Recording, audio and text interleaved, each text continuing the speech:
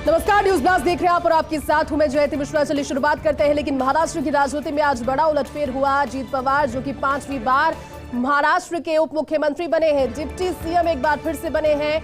5वीं दफा ये जब हुआ है अजीत पवार उप मुख्यमंत्री बने हैं। एकनाथ शिंदे ने सरकार में डिप्टी सीएम पद की शपथ उन्होंने ली है उनकी सरकार में। लेकिन 31 महीने में अजीत पवार ने तीसरी बार ये शपथ ली। अजीत पवार के साथ एनसीपी के 8 विधायक भी मंत्री बने। इनमें छगन भुजबल, धनंजय मुंडे, अनिल पाटिल, दिलीप वलसे पाटिल, इनके अलावा धर्मराव अत्राम, संजय बनसोड़े, अदिति तटकरे, हसन मुशरीफ मंत्री बन गए हैं। लेकिन शपथ के बाद ट्विटर पर सबसे पहले अजीत ने प्रोफाइल बदल दिया। उन्होंने अपना प्रोफाइल बदल कर रखा deputy CM of Maharashtra. Sharad Pawar का राहुल को समर्थन देना नाराजगी का कारण बताया जा रहा है। विपक्षी दलों की जब पार्टी पटना में हुई उस समय राहुल गांधी को खुले तौर पर जो समर्थन दिया और वो एक तरफा समर्थन बताया जा रहा है, लेकिन नाराजगी का कारण लंबे समय से चल रहा था। कार्यकारी अध्यक्ष में नाम नहीं आना भी एक लंबा कारण और एक बड़ा कारण, क्योंकि 2 मई को जब शरद पवार ने इस्तीफा दिया था एनसीपी सुप्रीमो के पद से, तब उसके बाद अजीत पवार ने मीडिया के सामने कह दिया था कि इस बात की वजह से यहाँ पर आकर के अगर हंगामा समर्थक कर रहे हैं तो उसका कुछ फल नहीं निकलेगा, निष्कर्ष नहीं निकलेगा। लेकिन उसके बावजूद जब शरद पवार ने अपनी बात से पलटकर एक बार फिर से सुप्रीमो की गद्दी संभाली और उसके बाद कार्यकारी अध्यक्ष के तौर पर सुप्रिया सुले और साथ ही प्रफुल्ल पटेल को कार्यकारी अध्यक्ष बनाया, ये बात कहीं ना कहीं अजीत पवार को नागवार गुजरी थी और उन्होंने पहले ही संकेत दे दिए थे कि मन मुताबिक कार्य नहीं किया जा रहा और उस वजह से आने वाले दिनों में एक बड़ा बदलाव नजर आएगा। लेकिन एक ही घंटे के भीतर पहुंच जाना राजभवन अपने साथ में अपने समर्थकों के साथ और उसके बाद महाराष्ट्र की राजनीति के इस बड़े उलटफेर के बाद अजीत पवार ने 5वीं बार उप मुख्यमंत्री पद की गद्दी संभाली। महाराष्ट्र की सियासत में बड़ा उलटफेर हुआ है। अजीत पवार की बगावत पर शरद पवार ने भी बयान दिया। उन्होंने कहा कि मुझे महाराष्ट्र की जनता पर विश्वास है, आज जो हुआ उसकी मुझे चिंता नहीं है। मुझे धोखा पहले भी दिया गया है। कल पार्टी नेताओं की बैठक बुलाई है। मेरी ममता और मल्लिकार्जुन खड़गे से बातचीत हो गई है। नेता प्रतिपक्ष कौन होगा ये स्पीकर तय करेंगे। मैंने 6 जुलाई को पार्टी की बैठक बुलाई है, लेकिन उससे पहले कुछ साथियों ने बगावत कर दी। उन्होंने कहा कि 6 जुलाई को बैठक बुलाई थी, लेकिन पहले ही बगावत कर दी गई। प्रफुल्ल पटेल के खिलाफ कार्रवाई करनी पड़ेगी। पार्टी के खिलाफ काम करने वालों के खिलाफ कार्रवाई होगी। किसी से भी कोई बात नहीं, अजीत से भी कोई बात नहीं। महाराष्ट्र के लोगों को पता है कि एनसीपी किसकी है, क्योंकि अब एनसीपी के नाम पर, एनसीपी के चिन्ह पर जब दावा ठोक रहे हैं अजीत पवार, उन्होंने कहा है कि उसी चिन्ह पर चुनाव लड़ेंगे। नाम भी रहेगा लेकिन साथ रहेगा भारतीय जनता पार्टी और साथ ही एकनाथ शिंदे का। महाराष्ट्र की सियासत में जहां पर एक और विपक्ष की कोशिश रही थी कि 2024 में प्रधानमंत्री नरेंद्र मोदी के सामने कैसे चेहरे को रखा जाए, कैसे चेहरे को मैदान में उतारा जाए जो कि उनके साथ में कड़ी टक्कर ले सके, लेकिन इधर अजीत पवार ने खेल कर दिया। अजीत पवार की बगावत पर शरद पवार का बयान भी आया। कहने को वो कह ले कि ज्यादा फर्क नहीं पड़ता, लेकिन वाकई में अगर फर्क की बात करें तो आने वाले दिनों में वो नजर आएगा, क्योंकि सुर मिल चुके हैं विपक्षी पार्टियों के, लेकिन ताल किस तरह से मिलती है ये सोचने वाली बात होगी। उन्होंने कहा कि महाराष्ट्र की जनता पर विश्वास करता हूँ।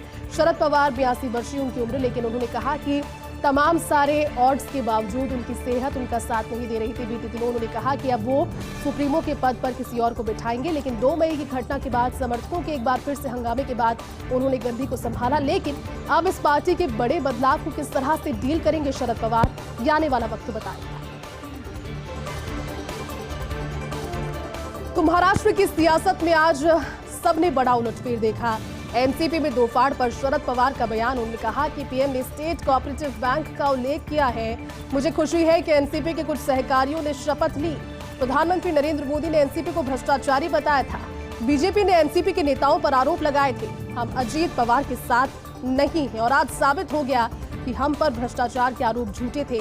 कुछ विधायकों ने मुझे फोन किए। कुछ दिनों में सच्चाई सभी के सामने आ जाएगी। ये इस बदलाव के बाद जब अजीत पवार ने उप मुख्यमंत्री पद की गद्दी 5वीं बार संभाली है और उसके बाद जब उन्होंने इस गद्दी को संभाला, वहां पर एकनाथ शिंदे, देवेंद्र फडणवीस और बीच में जब उस कुर्सी पर इंतजार किया जा रहा था अजीत पवार का, वो पहुंचे, राजभवन पहुंचे। ये चीजें बहुत समय से ये स्पष्ट थी कि बतौर नेता प्रतिपक्ष विधानसभा में नेता प्रतिपक्ष की जिम्मेदारी से वो इस्तीफा दे देंगे आज ही, लेकिन आज ही वो डिप्टी सीएम पद की शपथ भी ग्रहण कर लेंगे। अपने साथ में जो लोग पहुंचे उन्हें मंत्री बनवा देंगे, ये किसी ने सोचा नहीं था। और इस पर शरद पवार ने कहा कि कुछ लोग दावा कर रहे हैं कि हम ही पार्टी हैं, और ठीक वैसा ही जिस तरह से शिवसेना और नई शिवसेना यानी कि उद्धव ठाकरे और एकनाथ शिंदे की शिवसेना का मामला सामने आया, वैसा ही कुछ अब एनसीपी की आने वाले दिनों में भविष्य को लेकर सवाल है। उन्होंने कहा कि कुछ सहकारियों ने पार्टी के विपरीत कदम उठाया है। कुछ लोग असली एनसीपी का दावा कर रहे हैं और मेरे साथ पहले भी ऐसा हो चुका है। लंबा राजनीतिक अनुभव मुझे रहा है, ऐसा पहले भी हो चुका है, लेकिन फिर से पार्टी को खड़ा करके दिखाऊंगा। उस समय जो पार्टी से गए थे वो चुनाव हार गए। ये एक निर्णय उन्होंने लेते हुए कहा कि बैठक अब कल बुलाई गई है उसमें देखेंगे, लेकिन उस समय जिन्होंने पार्टी के साथ बगावत की उनकी जमीन हिल गई, वो लोग हार गए। मैंने 5 लोगों के साथ पार्टी की शुरुआत की। मेरे लिए इस तरह की बगावत नई नहीं है, पुराने खिलाड़ी हैं राजनीति के, ये मानना होगा। और अब जितने कॉन्फिडेंस के साथ, आज जितने आराम से उन्होंने इस चीज़ को, एक बड़े बदलाव को डील किया है, लगता है कि पहले से कहीं ना कहीं इस चीज़ को समझ चुके थे कि ये होने वाला है। उन्होंने कहा कि बगावतें पहले भी देखी है, मैं महाराष्ट्र में घूमकर जनमत मनाऊंगा। ये उन्होंने कहा कि महाराष्ट्र में घूमूंगा, सड़कों पर उतरूंगा और एक बार फिर से जनमत मनाऊंगा। तो देखिए, आखिर सटीक साबित हुई अंक ज्योतिष डॉक्टर कुमार गणेश की भविष्यवाणी। महाराष्ट्र की राजनीति के बारे में पहले ही भविष्यवाणी वो कर चुके थे। 17 मार्च 2023 को एनसीपी में टूट की भविष्यवाणी की थी डॉक्टर कुमार गणेश ने।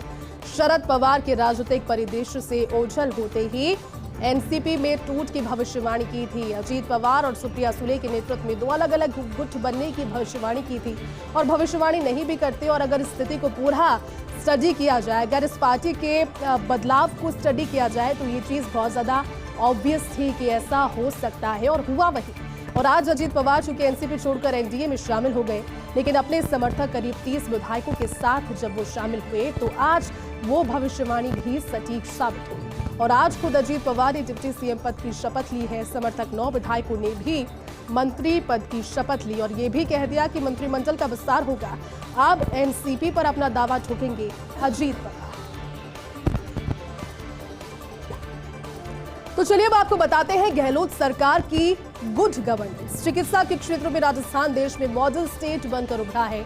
ये बात हम नहीं बल्कि वो लोग कह रहे हैं जिन्होंने इन चिकित्सकीय सेवाओं का लाभ उठाया है। कोरोना के समय से आप देखिए, कोरोना के समय में रोजाना नए प्रयोग, रोजाना नए एक्सपेरिमेंट्स, और अब शहर से लेकर गांव तक चिकित्सा सेवाओं का विस्तार हो रहा है। भवन निर्माण की बात कर लीजिए, क्रमोन्नयन की बात कर लीजिए, विभिन्न प्रस्तावों को मंजूरी मिल रही है। 473 चिकित्सा संस्थानों के भवन का निर्माण अब होगा। कार्डियोवैस्कुलर सेंटर ऑफ एक्सीलेंस के लिए राशि भी स्वीकृत हुई है। गांव और कस्बों में आमजन को मिलेगा सुलभ इलाज और इस वजह से रियायत का दायरा बढ़ने की वजह से लोग खुश हैं। चिकित्सकीय सेवाओं के मिलने की वजह से खुश हैं और कहीं ना कहीं ये एक तस्वीर गहलोत सरकार की गुड गवर्नेंस। तो गहलोत सरकार की गुड गवर्नेंस पर बात कर रहे हैं तो बजट घोषणा क्रियान्विति पर मुख्यमंत्री अशोक गहलोत के फोकस की भी बात करनी होगी, क्योंकि भरतपुर और बीकानेर में बनेंगे मल्टीपर्पज इंडोर हॉल्स। मुख्यमंत्री अशोक गहलोत ने 16 करोड़ 44 लाख रुपए की स्वीकृति बजट में दी और हर हॉल के निर्माण में 8 करोड़ 22 लाख रुपए की लागत आएगी। और इसी के साथ दंत महाविद्यालय में आचार्य, सहायक आचार्य के 10 पदों की स्वीकृति मुख्यमंत्री अशोक गहलोत ने दी। मुख्यमंत्री गहलोत ने नवीन पदों के सृजन की भी मंजूरी दी। इसके अलावा प्रोस्थोडोंटिक्स के 3, पेडोडोंटिक्स के, ओरल पैथोलॉजी, पेरियोडोंटिक्स के 2 पद, डेंटल मटेरियल का भी 1 पद इसमें सृजित किया गया है। कुल मिलाकर के हर दिन चिकित्सकीय सेवाओं का विस्तार, जहां जरूरत लगती है कि यहाँ पर और विस्तार की जरूरत है और ज्यादा पदों को बढ़ाने की जरूरत है, सृजन करने की जरूरत है, लोगों को सहूलियत देने की जरूरत है, मुख्यमंत्री हमेशा एक्टिव मोड में नजर आते हैं। बढ़ते हैं एक्सटेंशन के बाद सीएस उषा शर्मा और भी ज्यादा गजब के फॉर्म में नजर आ रही हैं और अब शनिवार ही नहीं बल्कि रविवार या अवकाश के दिन भी बैठकें कर रही हैं। आज मुख्य सचिव उषा शर्मा ने कई महत्वपूर्ण बैठकें ली हैं, जिसमें मुख्यमंत्री निःशुल्क अन्नपूर्णा फूड पैकेट योजना को लेकर बैठक भी शामिल रही। सुबह 11 बजे वीडियो कॉन्फ्रेंसिंग के जरिए आज रविवार के दिन सभी कलेक्टर्स की बैठक उन्होंने ली और टेंडर के लिए गठित कमेटी के सदस्य इस दौरान मौजूद रहे। दरअसल जिला स्तर पर फूड पैकेट्स के टेंडर होने हैं। राशन की दुकानों पर NFSA लाभार्थियों को किट भी दी जाएगी।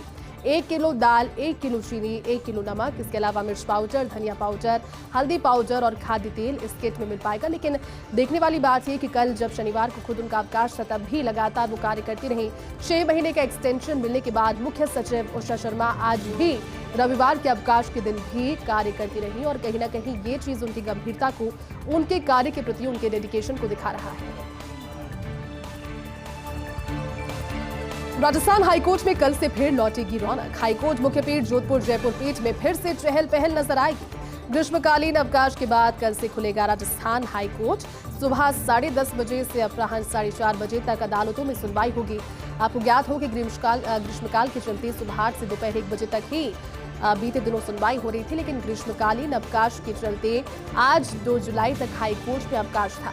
हाईकोर्ट में कल से नए रोस्टर के अनुसार सुनवाई होगी। मुख्य न्यायाधीश एजी मसीह कल से हाईकोर्ट मुख्य पीठ जोधपुर में सुनवाई करेंगे, तो वहीं नए रोस्टर के तहत 3 खंडपीठ सहित 14 एकलपीठ का गठन भी किया गया है, जिसमें प्रत्येक शुक्रवार को 2 अतिरिक्त एकलपीठ का भी गठन इसके लिए किया गया है। सीजेएजी मसीह कल से करेंगे जोधपुर मुख्य पीठ में सुनवाई। हाईकोर्ट जयपुर पीठ में नए रोस्टर के 7 मामलों की सुनवाई होगी। ग्रीष्मकालीन अवकाश खत्म होने के बाद एक बार फिर से पुनः हलचल नजर आएगी। नए रोस्टर में 3 खंडपीठ सहित 14 एकलपीठ का गठन हुआ है। पहली खंडपीठ की जानकारी आपको दें तो justice MM Srivastava, justice Praveen Bhatnagar इसमें सुनवाई करेंगे।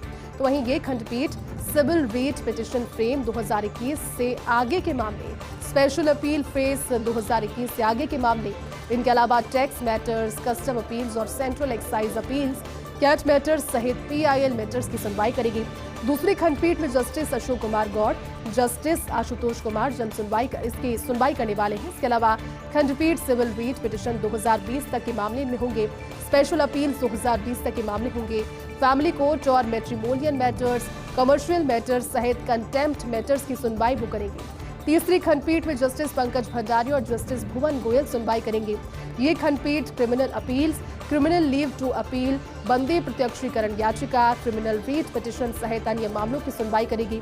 और हर शुक्रवार को जस्टिस अशोक कुमार गौड़ की एकलपीठ कंपनी मैटर्स की सुनवाई करेगी। जयपुर के जंतर मंतर पर कल होगा वायु परीक्षण। कल आषाढ़ी पूर्णिमा पर वायु परीक्षण होगा। कल शाम 7 बजे फहराई जाएगी पताका। बृहद मां सम्राट यंत्र पर ये वायु परीक्षण होगा। शहर के सभी नामचीन ज्योतिष इस परीक्षण में जुटेंगे और वायु परीक्षण कर वृष्टि की गणना की जाएगी कि कितनी वृष्टि इस बार होने वाली है। इसकी गणना इस वायु परीक्षण के द्वारा की जाएगी, जिसे बरसों पहले बसाया गया, लेकिन आज भी अपनी सटीकता के लिए जाना जाता है। एक बार कल फिर से वो नजारा देखने को मिलेगा। सीएस उषा शर्मा ने वीडियो कॉन्फ्रेंसिंग के जरिए कलेक्टर से चर्चा की। मुख्यमंत्री निःशुल्क अन्नपूर्णा फूड पैकेट योजना के टेंडर को लेकर के विचार आज इस बैठक में किया गया। दरअसल जुलाई के महीने में सभी जिलों में अन्नपूर्णा फूड किट के टेंडर हो जाएंगे। राजीव गांधी ग्रामीण और शहरी ओलंपिक खेलों को लेकर भी चर्चा हुई। पालनहार योजना के लाभार्थी उत्सव की तैयारियों की समीक्षा हुई। स्कूलों में संविधान की प्रस्तावना, मौलिक कर्तव्यों का पाठन और हाल ही में हुए कैबिनेट को लेकर पारित प्रस्ताव को लेकर निर्देश दिए। कहा कि इससे प्रदेश की युवा पीढ़ी का देश के महान संविधान के लिए विकास बढ़ेगा। लोकतंत्र और राष्ट्रीयता पर विश्वास और गर्व साथ ही मजबूत हो पाएगा।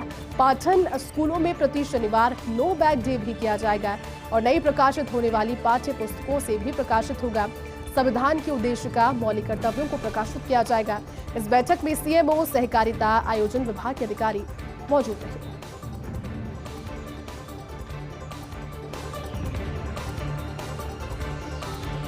तो देखिए, वीडियो कॉन्फ्रेंसिंग के जरिए कलेक्टर से चर्चा की और ये बैठक ली, जिसमें मुख्यमंत्री निःशुल्क अन्नपूर्णा फूड पैकेट योजना को लेकर इस महीने सभी जिलों में टेंडर हो जाएंगे, इसको लेकर के एक मंथन किया गया। विधानसभा चुनावों से पहले प्रदेश भाजपा की नई टीम का ऐलान हो चुका है। भाजपा प्रदेशाध्यक्ष CP जोशी ने अपनी इस नई टीम की घोषणा कल कर दी है। CP जोशी की नई टीम में सोशल इंजीनियरिंग का पूरा ख्याल रखा गया और प्रदेश के सबसे बड़े वोट बैंक OBC को टीम में प्रमुखता दी गई है। CP जोशी ने नई टीम को लेकर प्रेस कॉन्फ्रेंस की और कहा कि सर्वस्पर्शी, सर्वसमावेशी कार्यकारिणी को हर वर्ग के लोगों को इसमें शामिल किया गया। विजय संकल्प के साथ ये नई टीम काम करेगी। कांग्रेस सरकार को उखाड़ने के लिए काम करेगी। महिलाओं पर अत्याचार को लेकर महिला मोर्चा 5 जुलाई को जयपुर में प्रदर्शन करेगा, तो 18 जुलाई को अजमेर में युवा मोर्चा सरकार के खिलाफ आंदोलन करेगा बेरोजगारी, पेपर लीक सहित अन्य मुद्दों पर आंदोलन करेंगे। ये भी कहा कि किसान मोर्चा 12 जुलाई को झुंझुनू में प्रदर्शन करेगा। नई टीम के साथ मैदान में उतरने के लिए तैयार भारतीय जनता पार्टी और प्रदेशाध्यक्ष सीपी जोशी।